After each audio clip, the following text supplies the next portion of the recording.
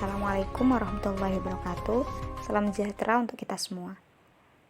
Kami dari Tadris IPA 2019 pada mata kuliah Peradaban Islam dan Islam Nusantara akan mempresentasikan materi tentang peran Wali Songo dalam peradaban Islam di Indonesia. Kelompok kami, kelompok 10, beranggotakan 8 orang dengan nama-nama berikut ini. Selanjutnya yaitu penjelasan dari Wali Songo dan dakwah Islam. Wali Songo merupakan sebutan untuk 9 atau Songo dalam bahasa Jawa. Wali atau Sunan, kekasih Allah, Waliullah, yang masing-masing memiliki wilayah dakwah yang berbeda di sepanjang tanah Pantura Jawa.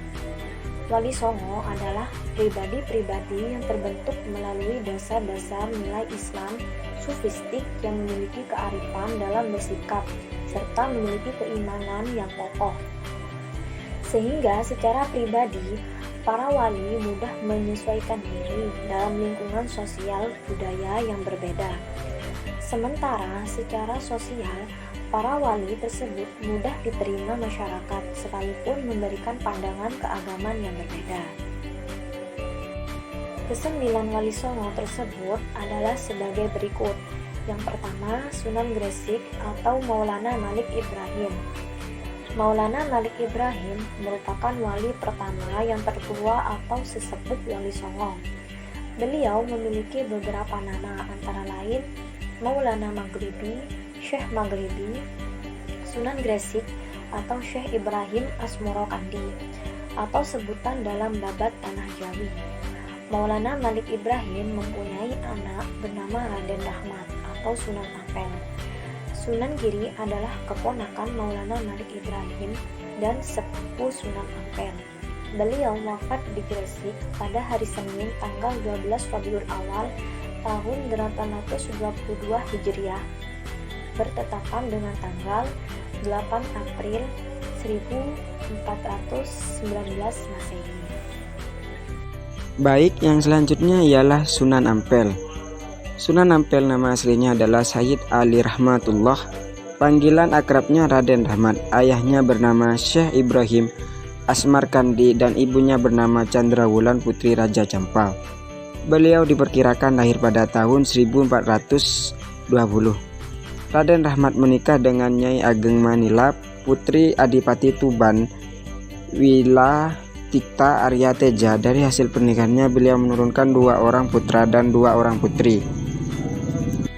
2 orang putra tersebut adalah Sunan Bonang, Maulana Magdun Ibrahim, dan Sunan Derajat Syarifuddin.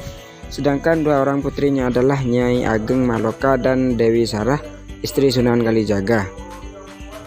3. Sunan Bonang. Nama lain Sunan Bonang adalah Raden Magdun atau Maulana Magdun Ibrahim. Beliau lahir di Bonang, Tuban pada tahun 1465 Masehi. Sunan Bonang merupakan putra sulung Sunan Ampel. Hasil pernikahannya dengan Chandrawati alias Nyai Gede Manila. Sejak kecil beliau dididik di lingkungan keluarganya dengan ketat sehingga menjadi Wali Songo. Ajaran Sunan Bonang terangkum dalam kitab yang terkenal yaitu Suluk Ujil. Mengisahkan si Wijil yang berguru pada Sunan Bonang. Ujil merupakan bekas budak Raja Majapahit. Yang selanjutnya yaitu Sunan Derajat. Nama lain dari Sunan Derajat adalah Raden Qasim atau Syarifuddin. Beliau hidup pada zaman Majapahit akhir sekitar tahun 1478 Masehi. Beliau diperkirakan lahir pada tahun 1470 Masehi. Sunan Derajat merupakan putra dari Sunan Ampel hasil pernikahannya dengan Chandrawati alias Nigede Manila. Dikisahkan bahwa sejak berusia muda Sunan Derajat telah diperintahkan ayahnya untuk menyebarkan agama Islam di pesisir Gresik. Semasa muda beliau dikenal dengan Raden Qasim. Sunan yang selanjutnya yaitu Sunan Giri atau Raden Paku. Nama lain Sunan Giri adalah Raden Paku atau Maulana Ainul Yakin. Sunan Giri hidup sekitar tahun 1356 sampai 1428 Masehi. Ayahnya bernama Maulana Ishak yang berasal dari Pasai serta ibunya bernama Sekardadu, putri Raja Blambangan. Nama kecil Sunan Giri adalah Jaka Samudra yang masa kecilnya diasuh oleh seorang janda kaya bernama Nyai Gede Pinatih. Sebagian sumber menyebutnya Nyai Samboja. Ketika dewasa, beliau berguru kepada Sunan Ampel, dan oleh Sunan Ampel beliau diberi gelar Raden Paku. Terima kasih. Yang selanjutnya yakni Sunan Kalijaga. Sunan Kalijaga adalah salah satu wali yang terkenal di kalangan masyarakat Jawa. Beliau ulama yang sakti dan cerdas. Nama kecilnya adalah Raden Sahid, merupakan putra dari Temenggung Wilwatikta, Adipati Tuban yang sudah menganut agama Islam. Namanya berubah menjadi Raden Sahul. Beliau menikah dengan Dewi Nawangrum dan hasil pernikahannya lahirlah Sunan Kalijaga. Sunan Kalijaga diperkirakan lahir pada 1430-an. Nama asli Sunan Kalijaga adalah Raden Syahid. Selain Raden Syahid, Sunan Kalijaga dikenal dengan sejumlah nama, yaitu Syekh Melaya, Lokajaya, Raden Abdurrahman, Pangeran Tuban, dan Kidalang Sidabrangti. Beliau merupakan putra Temenggung Wilwatikta, Bupati dari Tuban. Nah, yang ketujuh yakni Sunan Kudus. Sunan Kudus lahir sekitar abad 15 Masehi, bertepatan dengan abad ke-9 Hijriah. Ayahnya bernama Raden Usman Haji yang bergelar Sunan Ngudung di Jipang Panolan, Blora. Sunan Kudus masih merupakan keturunan dari Sayyidina Husain bin Ali bin Abi Thalib. Kakek Sunan Kudus adalah saudara Sunan Ampel. Ayahnya menikah dengan Nyai Syarifah yang merupakan cucu dari Sunan Ampel. Dari hasil perkawinannya lahirlah Ja'far Shodiq. Di Kudus, beliau mendirikan masjid yang bernama Menara Kudus, dan nama Sunan Kudus tertera dalam inskripsi masjid tersebut. Masjid itu didirikan pada tahun 956 Hijriah, bertepatan pada tahun 1549 Masehi. Masjid tersebut dijadikan sebagai pusat dakwah Sunan Kudus. Baik, selanjutnya saya akan menjelaskan Sunan Muria. Sunan Muria ini merupakan putra dari Sunan Kalijogo. Pernikahannya dengan Dewi Sarah yang merupakan putra Maulana Ishaq. Nama kecil beliau ialah Raden Umar Said, Raden Said atau Raden Kawata. Istri beliau bernama Dewi Sujinah, kakak kandung Sunan Kudus. Putranya bernama Pangeran Santri. Jalur dakwah beliau meliputi lingkungan Gunung Muria, maka dari itu beliau dikenal dengan Sunan Muria.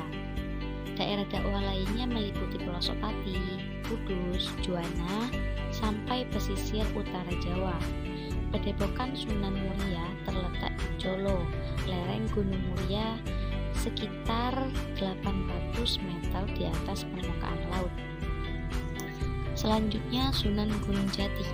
Sunan Gunung Jati ini adalah putra Sultan Hud yang berkuasa di wilayah Bani Israel yang masuk wilayah Mesir. Sunan Gunung Jati ini seorang wali yang berasal dari Pasai.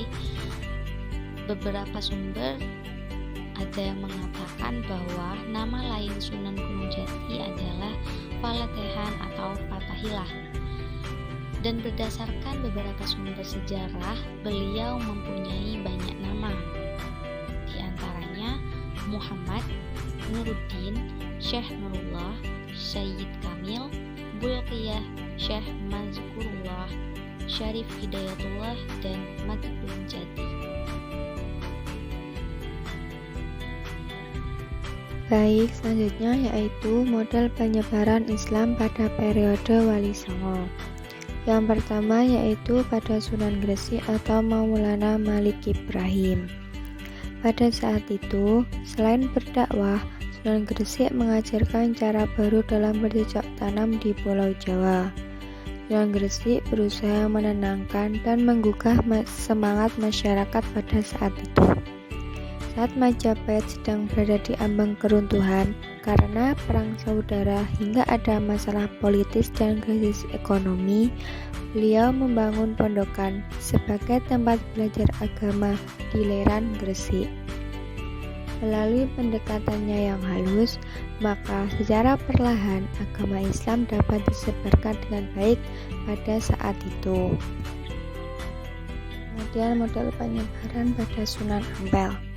Sunan Ampel dikenal dalam kemampuannya dalam berdiplomasi. Ia mampu mengajarkan agama Islam di tengah masyarakat yang masih terikat dengan kasta. Sunan Ampel dikenal dengan ajarannya yaitu Moh-Limo, yang berarti tidak mau melakukan 5 perkara yang dilarang. Antara lain, pertama, moh main atau tidak mau berjudi. Kedua, moh ngombe atau tidak mau minum yang memabukkan. Ketiga, moh maling, artinya tidak mau mencuri. Keempat, moh madat, artinya tidak mau mengisap candu ataupun ganja.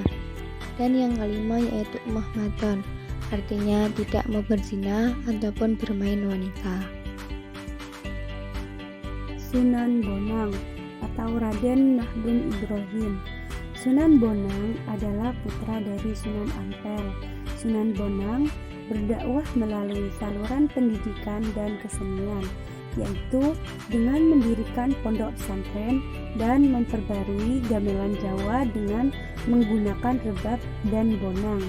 Bonang adalah sejenis kuningan yang ditonjolkan di bagian tengahnya. Bila benjolan itu dipukul dengan kayu lunak, maka timbulan suaranya yang merdu di telinga penduduk setempat. Selanjutnya Sunan Derajat atau Raden Qasim Syarifuddin.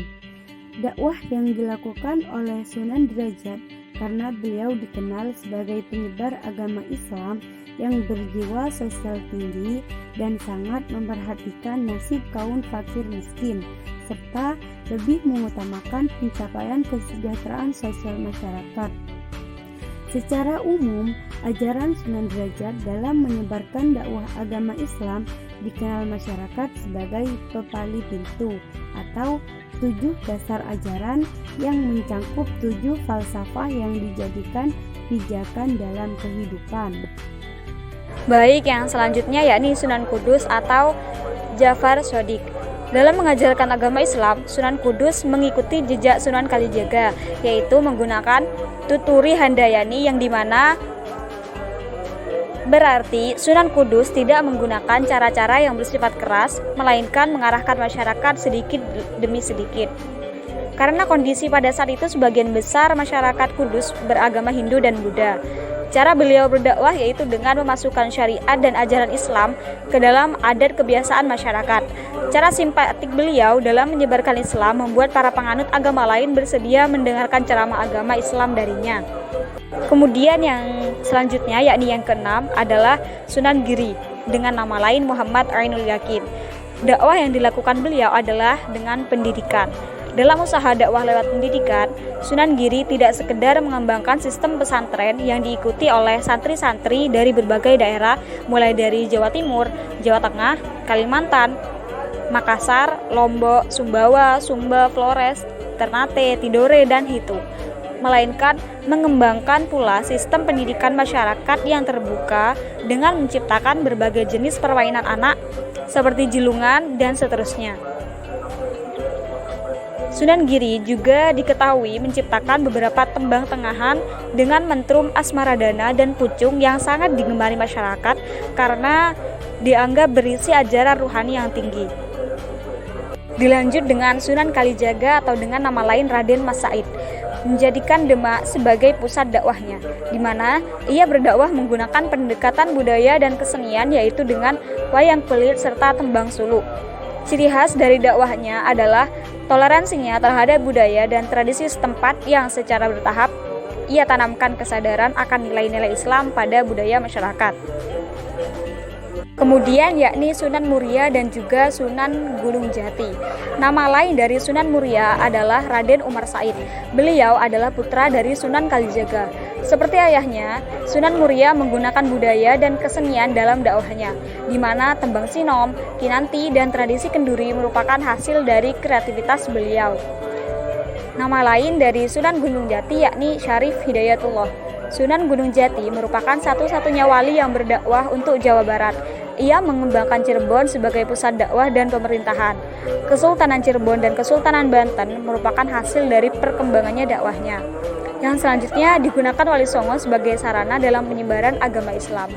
Adapun salah satu media yang digunakan Wali Songo dalam dakwah Islam yakni wayang kulit yang sudah ada sejak zaman prasejarah. Nah, untuk materi yang terakhir yakni kemajuan Islam pada periode Wali Songo. Yang pertama yakni nilai-nilai dan tradisi keulamaan Nusantara. Yang kedua, keragaman paham kesufian Nusantara. Nah, yang ketiga, pesantren hasil asimilasi pendidikan Hindu-Buddha. Keempat, islamisasi nilai-nilai seni budaya Nusantara. Dan yang kelima atau yang terakhir yakni tradisi keagamaan Islam Campa. Baik, sekian pemaparan materi dari kelompok kami.